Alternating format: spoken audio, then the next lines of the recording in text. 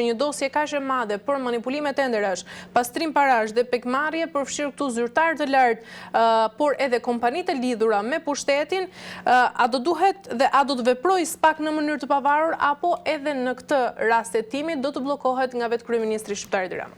Shikoj ndërruar, po të shikosh zhvillimet gjatë kësaj periudhe, tu çdo zyrtar ose çdo person është i korruptuar. Pra çdo person që është i lidhur me qeverinë është i korruptuar dhe kjo dita ditës po del ndonjë gjë e re, jo akshi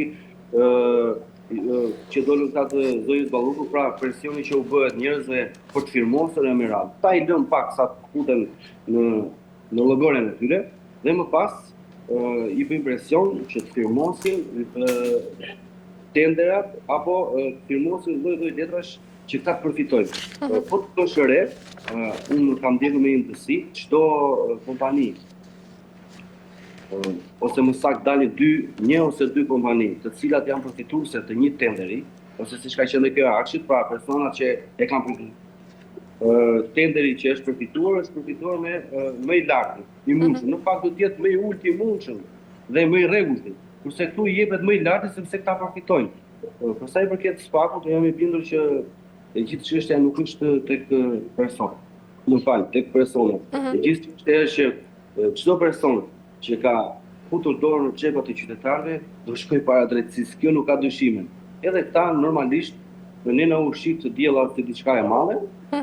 Në fakt këtu duket qartë që është dora e një individi që ka lënë çdo gjë të lirë dhe po lën çdo gjë të lirë që të vidhet. Pra këto miliona euro që kalojnë sa ndej sa këtej janë dora e një personi, sepse nëse Edi Rama realisht do donte që të bënte një shtet normal, atëherë ne nuk do të kishim këtë. Por këta janë të përdyer me krimin dhe normalisht këto ndodhin. E Zoti Hoxha, ju thatë se në protestën tuaj është bërë problem generatori që ju të përplaseni me policinë e shtetit. Ndërkaq, nga ana tjetër si mund të lejohet që një biznesmen si Geron Meçe të rëmbehet, të kërcënohet për të tërhequr ankimimet mbi tendera dhe çfarë tregon këto ngjarje për lidhjet e dyshuara këtu brenda forcave të rendit dhe ndoshta edhe ndikimin e politikës mbi të gjithë drejtësinë tonë? Po pra, problemi jemi ne, njerëzit e lirë.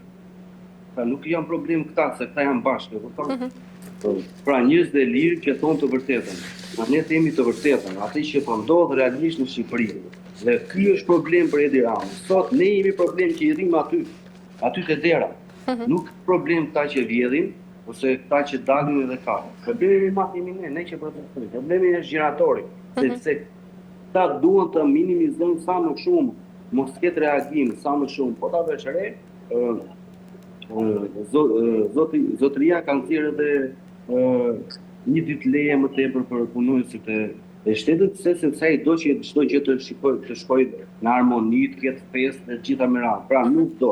Është bezdisje e madhe po të ketë një reagim qytetari më. Pra gjeneratori jonë është bërë legjendë, më të vërtetën, ne do ja falim kur ta fitojmë këtë politikë. Do ja falim gjeneratorin që ata ta kenë se ndoshta kur t'i fiken dritat ndoshta stanë dhe ja u falim. Ka ana tjetër, Zoti Hoxha, e gjithë kjo a mund të interpretohet edhe mungesa e disa shisheve ultra luksoze vere pas sekuestrimit, pra si një provë e ndërhyrjes së palishme në prova dhe manipulim të hetimeve dhe sa larg mund shkoj, ndoshta vetë qeveria për të mbrojtur bashkëpunëtorët e tij, ku nga ana tjetër Agasi nuk kishte lidhje fare me politikën. Me thënë drejtën, këtu krimi organizuar është një me shtetin dhe çdo gjë shkon për te i kësaj. Nëse ti je i kapur, do bësh atë që thonë të tjerë.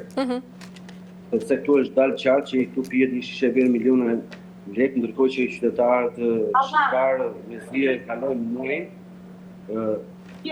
ka rreth që para fushate që kryeministri thotë që do rrisin rrogat, por në pjenin time nuk janë rritur rrogat dhe as nuk mirë mendej që të rriten.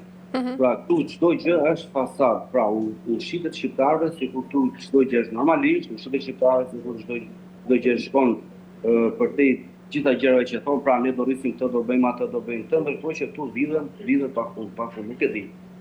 Mirë, Zoti Hoxha, nga ana tjetër si është nuk ka përgjegjësi, nuk mban njëri përgjegjësi edhe kur vjedhin. Këtu është të vjedhim se është mirë. Pra shkojmë drejt keqes.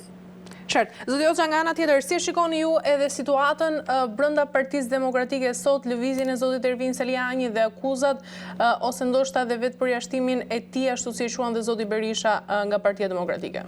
Po, ai e ka partinë e vet apo? Zoti Berisha ka partinë e tij, nuk e di, e ka partinë shtëpie, është Partia e Demokratëve. Më thënë drejtën, demokratët duhet të kuptojnë që zoti Berisha i ka ardhur në fundi, ose më saktë duhet kishte ikur. Zoti Seliani mund të jetë më i keq i mundur, por le ta shohim se çfarë do bëj ose çfarë do të bëj. Pra çdo i ri që del në Partinë Demokratike ose çdo person që ka një ide ndryshe, do të bëjë diçka ndryshe, quhet tradhtar, quhet manipulues, e ku di unë. Pra edhe me zotin Seliani, kjo gjë ka ndodhur. Ai ka filluar një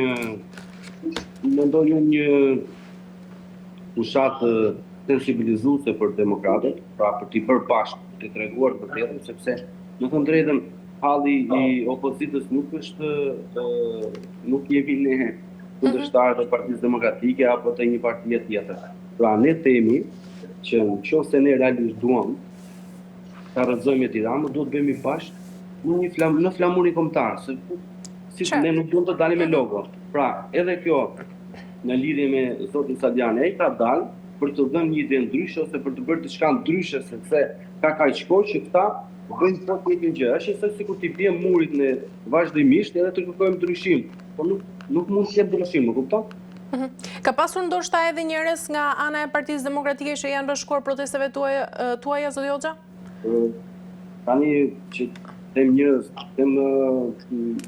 njerëz, çdo person që vjen në protestën tonë, si qytetar, normalisht është i mirëpritur. Unë nuk kam në idenë, sepse për shkak të asaj që ndodhim me flasim me policinë, nuk është se kemi parë njerëzit kush janë apo kush vjen apo kush ka ikur, më kupton?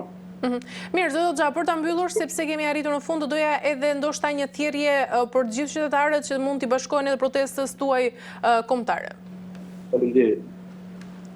Më fal. Thirrja është që të dalim të gjithë në datën 4 janar në orën 12 për një protestë kombëtare me flamurin shqiptar për të kërkuar dorëheqjen e kryeministrit më të korruptuar të Republikës së Shqipërisë, i cili mbron krimin, pra nuk mbron qytetarët. Kjo është thirrje për qytetarët, njerëzit duhet të zgjohen, shqiptarët më saktë duhet të zgjohen, duhet të zgjohen vetëm me logon ose vetëm me flamurin shqiptar, ne kemi lënë njan çdo gjë, pra kjo është thirrja ime. Dilni masivisht, protestoni për veten, për familjen, për Shqipërinë. E qartë. Mirë, zoti Hoxha, faleminderit shumë për gjitha informacionet që ndatë sot me mua. Unë të falenderoj ty shumë. Ju falenderoj. Kalofshit mirë, mirupafshim. Mirupafshim. Mirë, të nderuar teleshikues, kemi arritur në fund të këtij emisioni edhe për ditën e sotme. Bashkë do shihemi sërish ditën e hënë, deri atëherë mirupafshim.